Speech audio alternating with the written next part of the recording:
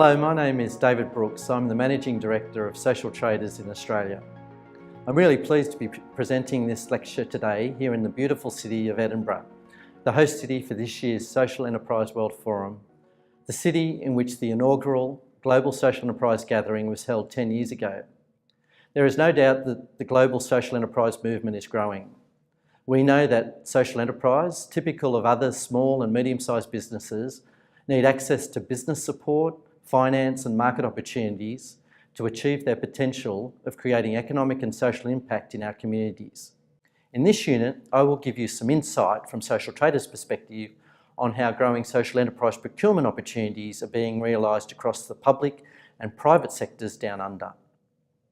Social Traders exists as an intermediary organisation, specifically to connect social enterprises with government and business buyers. Our activities go back to 2009, almost over a decade, when there was very little awareness of the term and certainly no policy for social enterprise. Over the 10 years, we have led a broad range of activities to raise awareness through initiatives such as co-hosting the second Social Enterprise World Forum in Melbourne, undertaking national social enterprise research and mapping, and running an annual National Social Enterprise Conference and Awards. Social Traders has also provided a range of direct support initiatives, including Australia's first accelerator program for social enterprise, the Crunch, and the Good Spender online platform for social enterprise consumer products. Our own work with social enterprises over many years, along with research conducted by Social Traders in conjunction with the Centre of Social Impact at Swinburne University, has confirmed and highlighted to us that procurement, access to contracts, is the biggest opportunity for social enterprises to build financial viability, to grow their revenue and achieve sustainable social impact. On the demand side, government and businesses are huge buyers of goods and services, roughly $600 billion each year, not to mention the massive investment associated with major infrastructure projects. An additional $145 billion either committed or in the pipeline in Australia's 3 eastern seaboard states alone. And it's off the back of changes in the policy landscape over the last 2 to 3 years in Australia that we are seeing social outcomes being incorporated into procurement practice. Spearheaded by the federal government's Indigenous procurement policy in 2015 and the role of Supply Nation, Indigenous businesses have won $1 billion in contracts over the last 3 years. The Victorian government introduced a 3% social procurement target for all its major infrastructure and construction projects in 2016, and the new whole-of-government social procurement framework will progressively require all 270 departments and agencies to measure and report their social procurement activity annually. This framework explicitly identifies social enterprise for the first time in government procurement policy, providing guidance for various spend thresholds, with contracts over $50 million now required to set social enterprise expenditure targets. As one of my colleagues commented at our Social Enterprise Conference back in Melbourne last month, we think this framework is bloody awesome, and in my own view, amongst one of the most progressive social procurement policies around the world. 21st century procurement is being disrupted not only by government. Industry standards are also moving with the new ISO 2400 Sustainable Procurement Guidelines. And in Australia specifically, the Infrastructure Sustainability Council, or ISCA, and Procurement and Supply Australasia are broadening their sustainable procurement lens to now include social outcomes as well. This unprecedented demand-led social procurement market is unfolding before our eyes, and it's off the back of this that Social Traders, over the last 12 or 18 months, has shifted all its focus towards creating jobs through social enterprise procurement.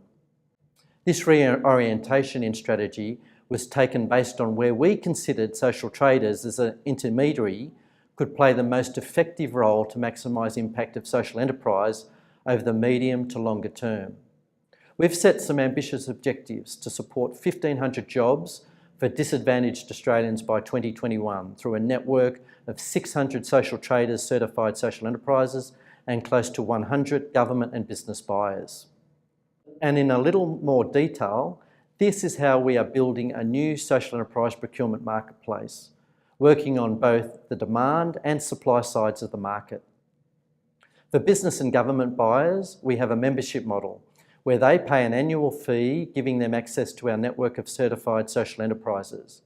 They also receive tailored internal training and engagement support from social traders, along with impact reports on their social procurement spend and access to a broader buyer leadership network.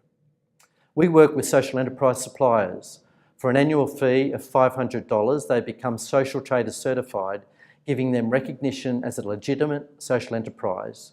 They gain exposure to our network of buyer members, which increases their ability to win contracts, and they get access to the broader social enterprise community. Some of these enterprises access social traders' business growth services, supporting them to win and deliver on contracts. You can see the ways in which we connect both sides of the market. We have an online portal where buyers can search for and contact suppliers. We run regular networking events to connect buyers and suppliers, and we also facilitate more targeted introductions and discussions. Certification of social enterprise, according to criteria around mission, trading and profit distribution, is central to what we do. Buyers require enterprises to be certified as a prerequisite to them engaging and identifying buying opportunities in their broad spend categories. A social traders certified logo, the first social enterprise mark in Australia, was launched in April this year and is being actively used by many enterprises to promote their organisations and promote their services to buyers. It's worth briefly noting that we made a conscious decision to make this a social traders certification rather than social enterprise certified, based on the value placed by both buyers and sellers on the recognition and trust that exists in the social traders brand as distinct from the term social enterprise. The Australian business sector is stepping up to the plate, with many of our largest companies across a broad range of different sectors signing up as social traders buyer members to enable integration of social enterprise products and services into their supply chains. Many of these are top 100 companies listed on the Australian Stock Exchange, and a significant proportion are large infrastructure or construction companies where social procurement targets are being mandated through government tendering and commissioning. The private sector is not resisting. In fact, businesses are increasingly recognising the demonstrable benefits of supplier diversity and social procurement in terms of enhancing brand reputation with customers, shareholders and employees, along with meeting their sustainability objectives. This short video provides a really nice example of social procurement in action, which Social Traders has facilitated between Outlook Environmental, a social enterprise providing direct employment and support for people with a disability, and two large infrastructure companies, John Holland and McConnell Dowell, contracted by the Victorian Government on a new rail extension project in the northeastern suburbs of Melbourne. Outlook, fundamentally is about providing opportunities and supports for people with disability. And one of the ways that we achieve that is through our social enterprise, Outlook Environmental. And the model for that is direct employment. Most of our contracts are based on waste diversions. Our aim is to offer the employment of the people that might not have the opportunities, is to give people the chance, really. I do lots of brass and copper and all that sort, the copper from the brass from the copper. I like to look at Outlook for a lot longer. We could see social procurement as a wave coming, and we positioned the organisation to be able to service that demand. There was a commercial need for what we did. We knew we could deliver the environmental outcomes, which is where a lot of our infrastructure projects are focused, and we knew we could deliver social outcomes. My role for John Holland is to look for opportunities on projects to engage with social enterprise. The Mernda rail extension was a really big construction zone, 8 kilometres, with lots of waste. Outlook Environmental took all the waste off the project and recycled upwards of 90% of the waste that came off the project. I think the key for a social enterprise is that they need to be commercially competitive, so their quality has to be on par and their price has to be on par. Outlook Environmental ticked those boxes absolutely. to walk through their facility and see the way that they care for their staff, but also see all these fantastic opportunities that people with a disability have received because of projects like the Moon to Rail extension is really heartening for us at John Holland. Staff love it. They absolutely love seeing the outcome. They know that there's a social impact. At the end of the day, you're giving something back to the communities, and that's the way we need to be doing business. The thing that we're finding is that these projects are just going to self-roll into the next project. And obviously the more of these contracts we pick up, the more people we employ.